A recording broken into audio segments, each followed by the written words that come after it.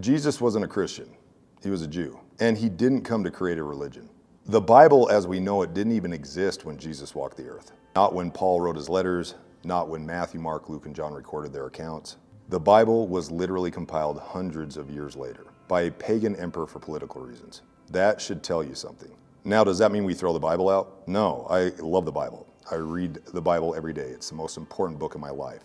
But it does mean we have to stop worshiping it like it's God and be honest with ourselves and start listening to the truth that is behind it. And if you doubt me, do your own research. The Bible was literally voted on by a bunch of politicians and bishops in a room deciding what made the cut and what didn't, out of mounds of texts, centuries after the fact. That's like building your spiritual life around the minutes of a corporate board meeting. And Jesus never said, read my book, because the Bible didn't exist when Jesus was here. He said, follow me. His gospel was not about denominations, and it wasn't about brick and mortar churches. He was talking about the church in the heart of men, those in pursuit of the truth, not the dogmas of men.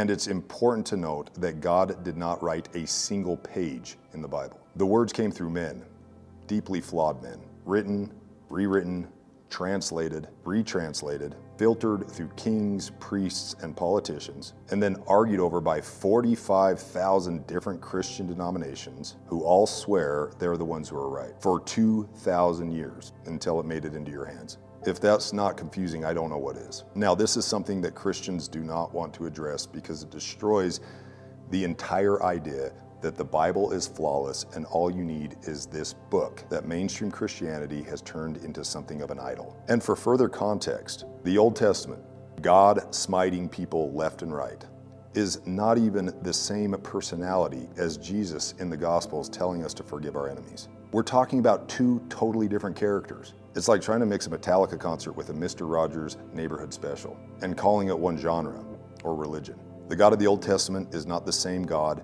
as the one that Paul wrote about in his letters, and neither are the same character as Jesus from the four Gospels. Jesus said something really interesting once. He said, be like little children. Kids do not need theological degrees. They need simple truth.